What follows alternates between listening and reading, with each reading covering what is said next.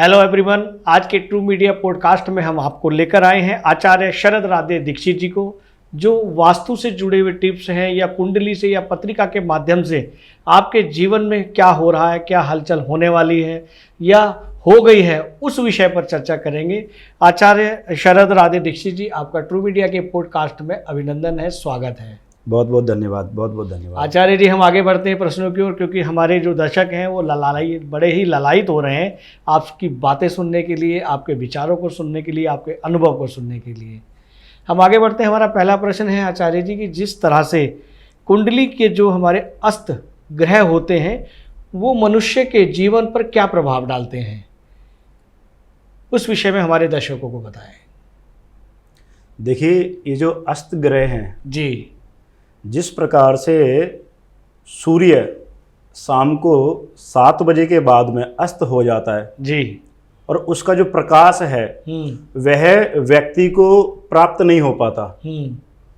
12 बजे आपको धूप मिलेगी, 4 बजे आपको धूप मिलेगी, प्रातःकालीन आपको धूप मिलेगी, परंतु जैसे ही शाम होगी 7 बजेंगे, सूर्य अस्त हो जाएगा, उसके बाद में आपको धूप यानी प्रकाश आपको सूर्य का नहीं मिलेगा जी। उसी प्रकार से प्रत्येक ग्रह के साथ में है। जब कोई ग्रह एक सूर्य के पीछे छुप जाता है तो उसका जो प्रकाश है, उसका जो एक एनर्जी है जी, वह व्यक्ति तक नहीं मिल पाती है। जी जी। हम उसी को कहते हैं अस्त हो जाना। और इसमें भी एक बहुत अच्छी बात यह है कि ये ना 2 प्रकार की स्थिति होती है जी। एक होता है अस्त और एक होता है पूर्ण अस्त जी। आप समझ लीजिए कि अगर आपकी कुंडली में कोई ग्रह अस्त है तो उसका भी लगभग 75%, 25%, 50% कुछ आपको फल की प्राप्ति मिलेगी। क्या बात है। परंतु अगर पूर्ण अस्त है तो आप समझ लीजिए कि उस ग्रह से संबंधित कुछ भी, उसका सकारात्मक और उसका नकारात्मक कोई प्रभाव आपके जीवन पर नहीं आने वाला। क्या बात। उसका उदाहरण मैं आपको बताना चाहूंगा। जी जी जी जी। सुबह 5 बजे सूर्य उदय होगा, बिल्कुल। 4:30 बजे पहले प्रकाश आ जाएगा, वाह। बाद में सूर्य उदय होगा। क्या बात है। शाम को 7 बजे सूर्य अस्त होगा तो 7:30 बजे तक लगभग उसका प्रकाश रहेगा। उसी प्रकार से होता है जब कोई ग्रह किसी सुपर पावर ग्रह के पीछे जाकर के छुप जाता है और उसमें भी एक स्थिति होती है कि अस्त हो जाना और पूर्ण अस्त हो जाना। जी जी। अगर अस्त है कुंडली में तो आप समझ सकते हैं कि आपको उस ग्रह का फल मिलेगा, परंतु पूर्ण रूप से नहीं मिलेगा, परंतु मिलेगा। क्या बात है, क्या बात है। और अगर वो पूर्ण अस्त है तो आप समझ लीजिए कि उस ग्रह से संबंधित आपको फल की प्राप्ति नहीं होने वाली। क्या बात है। बहुत अच्छी जानकारी दी आचार्य जी आपने हमारे दर्शकों को। हम आगे बढ़ते हैं क्योंकि बहुत ही बेचैनी से हमारे दर्शक आपकी बातों की, आपकी जानकारी का इंतज़ार कर रहे हैं। जैसा कि हमारे जीवन में यश, कीर्ति और पैसा, ये जो चीज़ें होती है, किन किन ग्रह गोचर वाले व्यक्तियों को मिलती हैं? बहुत अच्छा आपने प्रश्न पूछा है जी। देखिए, इस प्रश्न के लिए ना 2 भाव कुंडली के जिम्मेदार होते हैं जी। 2 भाव। नंबर 1 आपकी कुंडली का पंचम भाव और नंबर 2 आपकी कुंडली का 11वां भाव। जी। आपके पास में धन आ गया, बाय किस्मत से आ गया, परंतु अगर आपको उसको संभालने की अक्ल नहीं है जी, आपके पास में धन तो आ गया, बिल्कुल बिल्कुल, और वो आपके भाग्य के बदौलत आ गया, परंतु अगर उस धन को संभालने की आप में क्षमता नहीं है, अक्ल नहीं है, ज्ञान नहीं है, तो वो धन जो है आपको अपयश भी दे देगा। क्या बात है, क्या बात है। कुंडली में जो 11वां भाव है वह धन का भाव है, सोर्स ऑफ इनकम है। आपकी कुंडली में धन आने के कितने रास्ते हैं वह दिखाता है। क्या बात है, क्या। और उसी के जस्ट सामने सप्तम भाव जो है 11वां, वो है पंचम। जब तक कि कुंडली में पंचम और 11वें का संबंध नहीं मिलेगा जी, तब तक धन, यश, कीर्ति और लाभ, इनका कॉम्बिनेशन जब तक नहीं मिलेगा तब तक आप चाहे कितना भी प्रयास कर लीजिए, धन आ तो जाएगा परंतु वह रुकेगा नहीं, सदुपयोग नहीं हो पाएगा, उसका सदुपयोग नहीं हो पाएगा। हम्म, यश आपको मिल तो जाएगा लेकिन मिलते के साथ ही वो आपका अपयश का भी कारण बन जाएगा। जी जी जी जी, तो मैं ऐसा समझता हूं, जो कुंडली में ज्योतिष शास्त्र भी कहते हैं कि ज्ञान, बुद्धि, विवेक से परिपूर्ण होकर के जो धन आपके पास आएगा जी, वही आपका होगा, वही आपका होगा। क्या होगा? आपका मान, आपका सम्मान, आपका धन, आपका यश, वही धन आपका बढ़ा है। क्या बात है। जैसा आपने बताया कि आपके 11वें और 5वें भाव में अगर योग नहीं है तो धन आपके पास नहीं रुकेगा या सदुपयोग नहीं होगा। ये हमारे भाग्य में ऐसा होता है, ये उस यंत्री में ऐसा लिखा होता है या ग्रह गोचर ऐसे बनते हैं। इसमें क्या व्यक्ति की गलती होती है, उसके भाव में पंचम और 11वां भाव नहीं है। ये भी थोड़ा सा हमारा इसको थोड़ा फाइन करें कि ये हमारे भाग्य में है या हमारे कर्मों से हुआ है या ये लिख दिया गया है आपके ग्रह में ऐसा होना है, ग्रह गोचर में भविष्य में वही होगा। बहुत बढ़िया प्रश्न है। इस प्रश्न के लिए सूत्र लगता है ज्योतिष में, जी आपका क्रियमाण कर्म, जी, आपका प्रारब्ध कर्म और आपका संचित कर्म। क्या बात है। जो आपने कर्म किया है उस कर्म के बदौलत क्या बात है। जो आपको कुंडली प्राप्त हुई है वह तो आपको मिल गई। क्या बात है। जो आपके पुराने जन्म के जो कर्म हैं, जो आपका प्रारब्ध है, अगर आपने नीम का पेड़ बो दिया तो आप सोच रहे हो कि उसमें आम आ जाएगा, वो आपकी गलती है। वाह वाह, वो आपका प्रारब्ध है, जो आप प्रारब्ध में जो आप करके आए हो। क्या बात है। और संचित क्या है, जो आप कर्म कर रहे हो उसको जो आप संचय कर रहे हो। क्या बात है।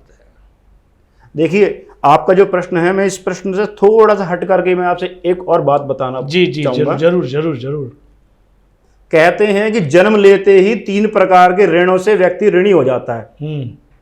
3 प्रकार के ऋणों से व्यक्ति ऋणी हो जाता है। पहला ऋण कौन सा है? देव ऋण। अगर देवताओं की कृपा ना होती, अगर परमात्मा की कृपा ना होती तो इस शरीर में आत्मा कहां से आती? आत्मा ही नहीं होती। वाह।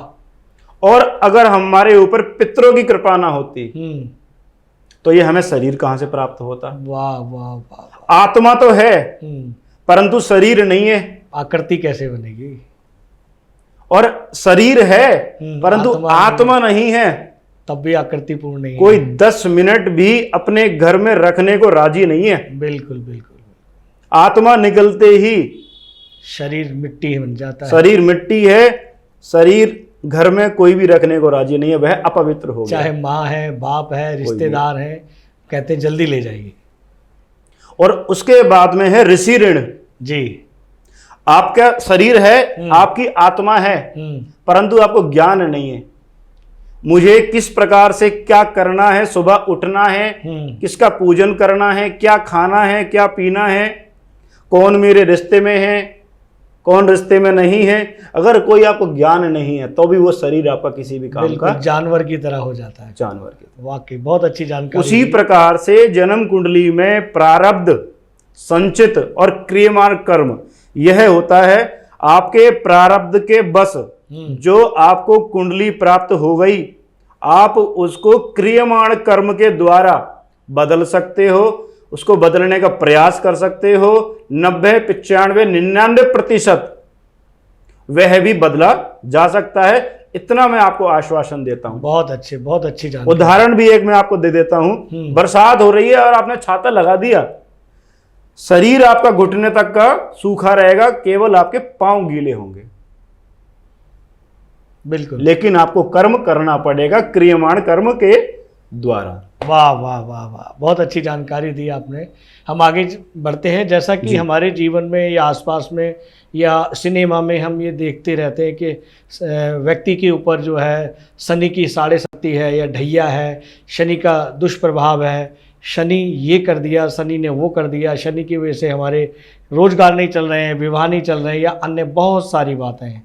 तो हम जानना चाहेंगे, हमारे दर्शकों को बताएं कि शनि की साढ़े सत्ती या ढैया या अन्य विषय पर ये क्या होता है जो मनुष्य के दुष्प्रभाव पड़ता है। बहुत बढ़िया। देखिए, आज वर्तमान के समय में जितना भयभीत लोग शनि ग्रह से हैं, मैं नहीं समझता कि शायद किसी से भी होंगे। जी, सच्चाई है। उसका एक और उदाहरण भी है, क्योंकि बिना उदाहरण के जनता को समझा पाना आजकल बिल्कुल बिल्कुल बड़ा ही मुश्किल है। शनि ग्रह जिस भाव पर बैठते हैं जी, वह भाव उनका होता है जी। और शनि की दृष्टियां हैं। शनि जहां पर बैठते हैं वहां से तीसरे भाव पर अपनी पूर्ण दृष्टि देते हैं। वाह। शनि जहां पर बैठते हैं वहां से 7वें भाव पर अपनी पूर्ण दृष्टि देते हैं। शनि जहां पर बैठे हैं वहां से 10वें भाव पर अपनी पूर्ण दृष्टि देते हैं। जहां पर बैठे हैं वो भाव उनका, और 3 उनकी दृष्टियां, 3, 7 और 10, कितने भाव कंट्रोल में हो गए? 4। जिस भाव पर बैठे हैं गोचर में, उस भाव से जो पीछे की राशि है उस राशि पर उनकी 7.5 आरंभ। जिस राशि पर वह बैठे हैं गोचर में, उस राशि से आगे वाले राशि पर उनकी 7.5 आरंभ। वाह। 3 दृष्टि, और एक जिस जो स्थान पर वह बैठे हैं वह 4, और एक पीछे की राशि, एक आगे की राशि 6, और 2 भाव पर उनकी ढैया। ढैया होती है 2.5 वर्ष की जी। और 7.5 को इसीलिए कहते हैं कि ये 7.5, पिछला 7.5, अभी का पिछला 2.5, अब का 2.5, वर्तमान 2.5 और आगे वाला 2.5, आगे वाला 2.5, इसलिए 7.5 इसको, इसलिए ये पूरी 7.5 कहलाती है। क्या बात। तो जो शनि है 3 दृष्टियों से 3 भाव को कैप्चर करते हैं। जिस भाव पर बैठे हैं उसको पूरा उनकी पकड़ होती है। 4 और 2 उनकी राशि, आगे और पीछे वाली 6, और 2 पर वह ढैया लगाते हैं, यानी कि 8। अब आप समझ सकते हैं कि वर्तमान समय में भी 12 राशियों में से 8 राशियों पर शनि का ही प्रभाव रहता है। वाह, क्या कहते हैं।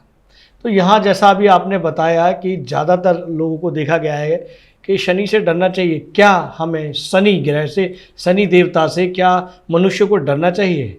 बिल्कुल भी नहीं डरना चाहिए। मैं आपके सभी श्रोता को मैं बोलना चाहूंगा जी, शनि से आप बिल्कुल भी मत डरिए। वाह। शनि वह ग्रह है जो रोड पे पड़े हुए पत्थर को भी डायमंड बना देता है, हीरा बना देता है। क्या बात है, क्या बात है। आप कभी भी कोई हीरा खरीदिए, उसमें जितने कट लगे होते हैं, उसमें जितनी वो मशीनों से गुजरा हुआ होता है, अनगिनत उसमें कट लगे होते हैं। अगर वह कट लगते समय, छिलते समय, टूटते समय बिखर जाए तो वो शोरूम में नहीं रखा जाएगा, उसकी बोली नहीं लगेगी। वह तभी हीरा कहलाएगा जब उसमें कट लगेंगे और वो दुनिया की चोट खाएगा, और शनि वही करते हैं। वाह।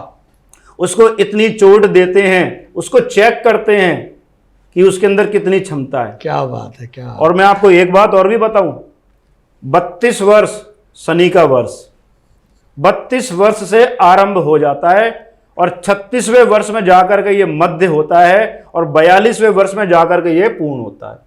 क्या बात है। शनि जिसको बनाने पर आता है 32वें वर्ष से उसकी छिलाई कटाई, मतलब उसको मैच्योर कर देता है, परिपक्व कर देता है उस व्यक्ति के जीवन को, उस व्यक्ति को। मतलब ये कहें कि एक जातक जो है 40 वर्ष के बाद अपने आप में मैच्योरिटी आती है, और वो अपने व्यापार में, परिवार में, भाग्य में बढ़ता चला जाता है। वह ये कह सकता है कि हाँ, आज मैं किसी लायक हूं। क्या बात है। मुझे शनि ने कुछ बनाया है। जी जी। परंतु अगर वह ये सोच रहा है कि मैं पहले से ही 20 वर्ष में या 22 वर्ष में या 25 वर्ष में मैं किसी मुकाम पर पहुंच जाऊंगा, और शनि की दशा आ रखी है, मैं उसके बाद भी पहुंच जाऊंगा, वह कहीं असंभव है। असंभव। अच्छा, आपने बताया कि हमें शनि ग्रह से नहीं डरना चाहिए। ये मनुष्य को अपने भार से या अपने भार की कहे या उसके जातकों से परिपक्व बनाता है, ताकि वो आगे अपने जीवन में कुछ अच्छा कर सकें। एक निखार के हीरा बना देता है वो इसके जैसा आपने बताया। तो ये किन किन जातकों के भाग्य बनाता है शनि, किन किन जातकों के नहीं बनाता है, ये भी हमारे दर्शकों को बताएं। देखिए, अगर आपकी मिथुन लगन है जी, अगर आपकी कन्या लगन है, अगर आपकी वृषभ लगन है, अगर आपकी तुला लगन है, अगर आपकी मकर लगन है, अगर आपकी कुंभ लगन है, 2 4 6 लगन में से कोई भी अगर आपकी लगन है, तो आप समझ लीजिए कि आपका भाग्य, आपका यश, आपका धन, आपका परिवार आपको बुलंदियों तक अगर कोई पहुंचा सकता है तो वह केवल और केवल शनि है। वाह वाह वाह वाह। और अगर आप टूटने को तैयार हैं कि थोड़ी सी चोट लगेगी और मैं टूट जाऊंगा, तो फिर आप शनि के लायक नहीं हो। क्या बात है। शनि वह है, एक कहावत हुआ करती थी पहले जी, कि दादा ने खरीदा और पोता बरत रहा है। इस प्रकार से मैच्योर कर देता है शनि। अगर आप थोड़ा सा सब्र रख सकते हैं, थोड़ा पेशेंस रख सकते हैं, धैर्य और रखें, उसकी ज्ञान को समझ सकते हैं, तो आप इतना समझ लीजिए कि आप रत्न हैं, और आप देश के और विश्व के भी आप रत्न बन जाएं तो इसमें कोई वाह, बहुत अच्छी जानकारी, बहुत अच्छी जानकारी आचार्य जी। हमने शनि के बारे में पता किया, मनुष्य के जातकों के बारे में, मनुष्य के भाग्य के बारे में। अब आते हैं हम राहु के पास। जी। हम जानना चाहते हैं कि राहु का मनुष्य के जीवन पर क्या प्रभाव रहता है और क्या दुष्प्रभाव रहता है। देखिए, प्रत्येक ग्रह का एक अपना प्रभाव है जी। सूर्य हो गया, चंद्रमा हो गया, मंगल हो गया, बुध, बृहस्पति, कोई भी आप ग्रह को ले लीजिए, ज़्यादातर मनुष्य के मुख पर या तो शनि होते हैं या राहु होते हैं, इसलिए राहु का जिक्र किया आपने। राहु को आप इस प्रकार से समझ सकते हो कि राहु जो है वह पृथ्वी में जो गुरुत्व आकर्षण है, वह राहु है, जो चुंबकीय प्रभाव है। चुंबकीय प्रभाव। क्या बात है। अगर आप ये समझते हो कि मैं राहु से बच जाऊंगा, या राहु मुझे छोड़ देगा, या मैं राहु की दृष्टि से या मैं राहु के प्रभाव से मैं दूर हो जाऊंगा, तो आप बिल्कुल गलत समझ रहे हो। क्या बात है। राहु भी शुभ है। मैं आपके सभी श्रोता को मैं भी जानकारी दे दूं, राहु भी शुभ है। क्या बात। राहु से डरने की आपको 1% भी जरूरत नहीं है। हाँ, अगर आपकी कर्क लगन है तो आपका डरना बिल्कुल स्वाभाविक है। अगर आपकी सिंह लगन है तो आपको डरना बिल्कुल स्वाभाविक है। अगर आपकी मेष लगन है, अगर आपकी वृश्चिक लगन है, तो आपको डरना बिल्कुल स्वाभाविक है। इन लग्नों के लिए राहु सदैव परेशान ही करते हैं। क्यों? उनका नेचर कुछ और है और इनका नेचर कुछ और है। राहु को आप किसी भी मशीन में आप देख नहीं सकते। राहु की क्षमता केवल आप तभी जान सकते हो कि जब ग्रहण लगता है। अच्छा। सूर्य ग्रहण, चंद्र ग्रहण, जब कोई ग्रहण लगता है हम तभी महसूस करते हैं कि कोई तो ऐसी शक्ति है जो सुपर पावर सूर्य को भी ग्रहण लगा सकती है। क्या बात है, वाकई सही कहा आपने। उससे पहले आप उसका एहसास नहीं कर सकते। मैंने अपने व्यक्तिगत जीवन में इतनी कुंडलियां देखी हैं, मैं उसके आधार पर आपको मैं कह सकता हूं, व्यक्ति रोगी है राहु के वजह से, व्यक्ति रोगी है राहु की वजह से, और दुनिया तमाम के उसने इलाज करा लिए, अल्ट्रासाउंड करा लिए, मशीनों में पूरा टेस्ट करा लिया, एक बीमारी भी निकल करके नहीं आती। उसके प्रभाव की वजह से फिर भी वो व्यक्ति बीमार है। वाह। अब आप उसको वेरीफाई कैसे कैसे करेंगे? ये मेरा हाथ है, इसकी छाया है। आपको हाथ ये दिख रहा है, आपको छाया दिख रही है, परंतु अगर ये हाथ ही अगर इनविजिबल हो जाए, अगर आपको हाथ ही अगर ना दिखे, खाली छाया छाया ही अगर आपको दिखे जी, तो आप क्या कहेंगे? राहु छाया है। अच्छा, क्या कहने, क्या बात है, बढ़िया, बहुत अच्छी जानकारी और दी। ये ऐसी छाया है कि व्यक्ति को अगर रोग देता है तो उस रोग का निवारण अच्छे से अच्छा डॉक्टर भी नहीं कर पाता, क्योंकि डॉक्टर जो हैं, डॉक्टर साहब, वो रिपोर्ट को देख करके आपका इलाज करेंगे और रिपोर्टों में आपकी कोई भी बीमारी नहीं निकल के आएगी। बिल्कुल बिल्कुल, बहुत अच्छी जानकारी। और अगर आपकी वृषभ लगन है, मिथुन लगन है, कन्या लगन है, तुला लगन है, आपकी मकर लगन है, आपकी कुंभ लगन है, अगर आपकी बृहस्पति की भी अगर लगन है, धनु लगन, मीन लगन, आपको डरने की कोई आवश्यकता नहीं है। राहु आपके साथ था, है और आपके साथ रहेगा, सकारात्मक रहेगा, सकारात्मक रूप से। बहुत बढ़िया, बहुत बढ़िया आचार्य जी, बहुत अच्छा लग रहा है कि यहाँ पर हमारी बातचीत जो हो रही है वो सकारात्मक हो रही है, सब ठाकुर और जी की कृपा। दर्शक जी भी, दर्शक दीर्घा जो हमारी देख रही है वो भी सकारात्मक महसूस कर रही है। हम आगे बढ़ते हैं, जिस तरह से हम आप ज्योतिष के बारे में बता रहे हैं, ज्योतिष शास्त्र के बारे में बता रहे हैं, जिसे आपने पढ़ा है, जिसमें आप जी रहे हैं और उसमें आप लोगों को उसकी मदद भी कर रहे हैं। तो अगर किसी व्यक्ति के द्वारा उसके जन्म से या किसी माध्यम से उसकी जीवनी को देखा जाता है, पत्रिका को देखा जाता है, तो ज्योतिष शास्त्र में अगर उसमें ये पता लग जाता है कि आपके किसी जातक को इस तरह से प्रभाव किया जा रहा है पत्रिका में, कुंडली में, कि भी उसकी फलाने दिन में मृत्यु होनी है, तो ज्योतिष शास्त्र के मंत्रों से, प्रभाव से या अन्य विधा से क्या उस मृत्यु को या उस बड़ी घटना को रोका जा सकता है या कम किया जा सकता है? देखिए, जन्म कुंडली में दो प्रकार के योग होते हैं जी मृत्यु से संबंधित, जो आपका प्रश्न। जी, मृत्यु या कोई बड़ी घटना, दुर्घटना। देखिए, जन्म कुंडली में मारक ग्रह होते हैं, मारक ग्रह जी। अगर मारक ग्रह की दशा लगी है तो आप उसका उपाय कर सकते हो। मारक ग्रह की दशा में मारक ग्रह का अगर आप उपाय करते हो, आपको कामयाबी मिल जाएगी। क्या उस घटना को रोका जा सकता है या खत्म किया जा सकता है, उस आप जो बता रहे हैं? देखिए, मारक ग्रह जो है वह वो तो माहौल बना रहा है उस व्यक्ति की मारक क्षमता को, या दुर्घटना के लिए या मृत्यु के लिए, वो तो माहौल बना रहा है, वो तो परिवेश बना रहा है। लेकिन मनुष्य क्या ज्योतिष शास्त्र के उपाय से उसे खत्म कर सकता है या बच सकता है? जी, मैं आपको वही बताना चाह रहा हूं। जी, जब तक वह मारक रहेगा वह तब तक उपायों से सही हो सकता है। अच्छा, अगर वो मारक मारकेश में अगर बदल गया, मारकेश में अगर वो बदल गया, हाँ, तो आपका एक भी उपाय उसमें काम नहीं आएगा, उपाय का कोई सदुपयोग नहीं होगा। सदुपयोग नहीं होगा। बाद में केवल और केवल भ्रांतियां ही होंगी, इसके अलावा कुछ नहीं।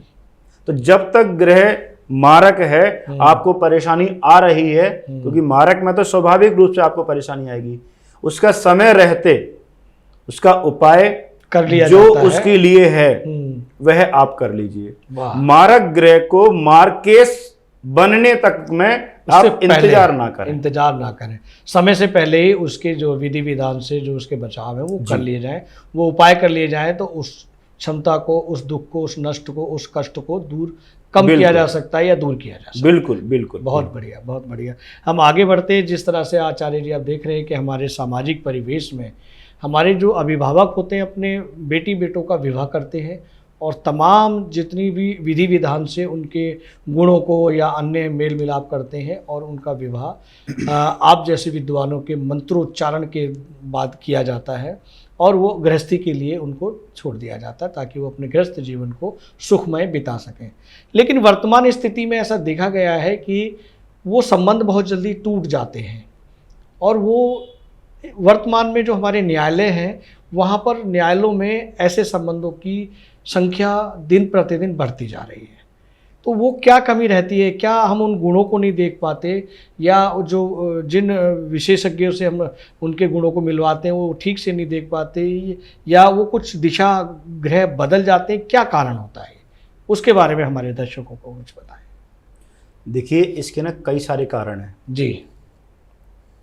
अभी जो मैं आपको चर्चा करूंगा ये कुछ कारणों पे पूर्ण नहीं है जी। जब हम मिलान करते हैं तो हम केवल गुणों का मिलान तो कर लेते हैं। मिलान करते समय हमें किन किन बातों का ध्यान रखना चाहिए जी। अष्टकूट गुण, वर्ण, वस्य, तारा, योनि, ग्रह, मैत्री, गण, बकुट, नाड़ी, ये सब चीजें जी जी जी। जो स्टार्टिंग के जो 4 हैं ये नक्षत्र के आधार पर हैं और जो बाकी के 4 हैं वह राशि के आधार पर हैं जी। तो जब आप अष्टकूट गुणों का मिलान करते हैं 4 कूट नक्षत्र के आधार पर, 4 कूट आपके राशि के आधार पर, तो इसमें राशि और नक्षत्र का आपका केवल और केवल मिलान हुआ। 36 गुणों में से आपके कितने गुण मिले। अब बात आती है ग्रहों की। तो ग्रहों की जब बात आती है तो केवल और केवल मंगल को देख लिया जाता है कि कहीं कुंडली में मांगलिक दोष तो नहीं है जी। मांगलिक दोष है तो मांगलिक का विवाह मांगलिक से कर दो, या मांगलिक अगर किसी प्रकार से आपका समाप्त हो रहा है केवल और केवल वही चेक कर लिया जाता है। बाकी जी। उसके अलावा सूर्य, चंद्रमा, बुध, बृहस्पति, शुक्र, शनि, राहु और केतु, इनका मिलान कोई नहीं होता। कोई नहीं होता या कोई नहीं करते? कोई नहीं करते। तो ये कहें कि ये जो इस समय जो स्थितियां होती हैं, ये जो हमारे ज्योतिष हैं या जो हमारे पंडित जी जिनको हम दिखाते हैं, वो उनकी चूक रहती है इसमें। यहाँ पर मैं ये नहीं कहूँगा कि उनकी चूक रहती है जी। सभी विद्वान हैं जी। जो व्यक्ति आपके ब्राह्मण भाई एस्ट्रोलॉजर जी, आप जिस किसी से भी आप जी, अपना जी। परामर्श ले रहे हो, बिल्कुल बिल्कुल। थोड़ा सा गहन रूप से आप पूरी की पूरी कुंडली का आप मिलान कराइए। पूरी कुंडली का मिलान हो तब ये तब जाकर समस्याएं के ये समस्या कम हो सकती कम है। हो सकती है। इसमें भी पारिवारिक सुख के योग बनते हैं। जब हम मिलान करते हैं जी। तो इसमें पारिवारिक सुख के किस प्रकार से योग हैं वह भी सब कुछ अपना देखना चाहिए। क्या ऐसा भी होता है कि सब कुछ देखने के बावजूद भी ग्रह गोचर बदल जाते हैं और जो संबंध होते हैं वो विच्छेद हो जाते हैं? ये सब कुछ देखने के बाद में भी जी।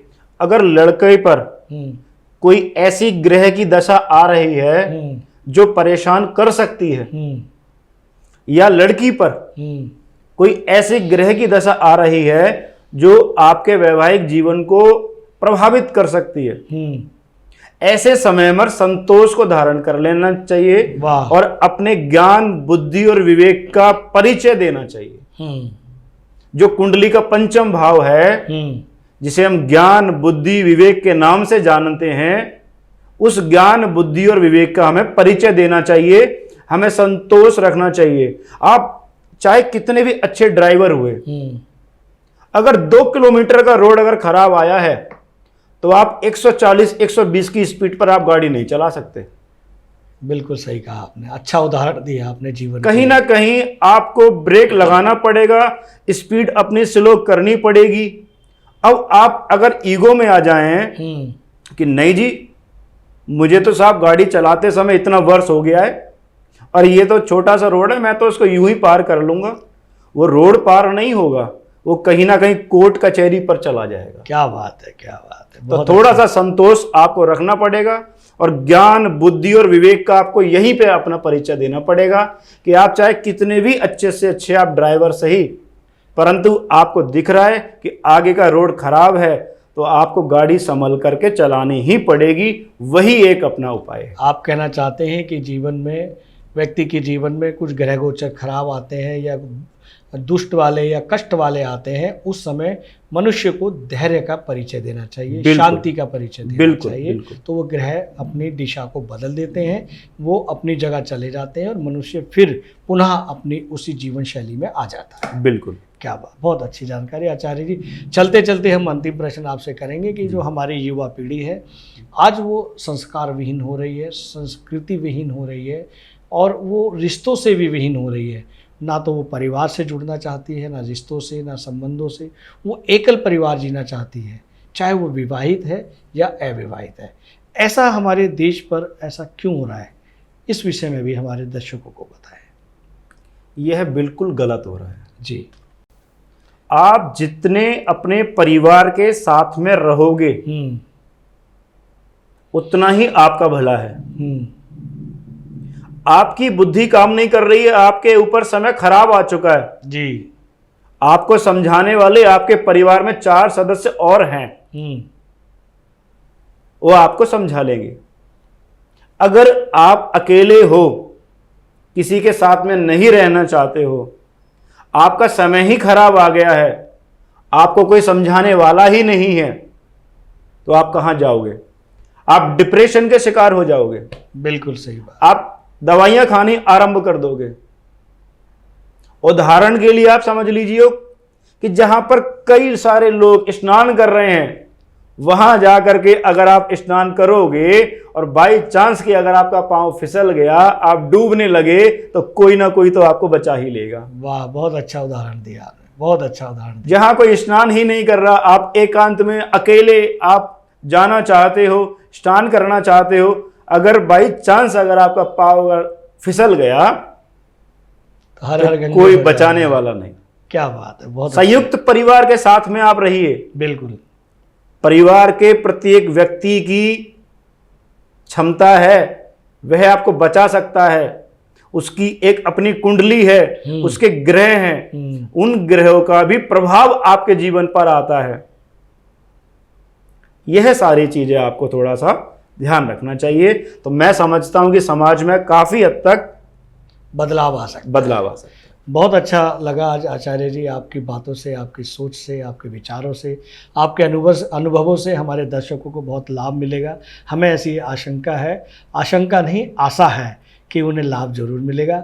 और आपने ट्रू मीडिया के पॉडकास्ट कार्यक्रम के लिए अपना बेशकीमती समय दिया, उसके लिए बहुत बहुत धन्यवाद। आपको भी बहुत बहुत धन्यवाद। सब ठाकुर जी की कृपा है। जय श्री राधे। जय श्री राधे। अगर आप ये वीडियो YouTube पर देख रहे हैं तो हमारे चैनल को सब्सक्राइब करें और बेल आइकन को दबाना ना भूलें। अगर आप Facebook पर ये वीडियो देख रहे हैं तो हमारे पेज को लाइक करें।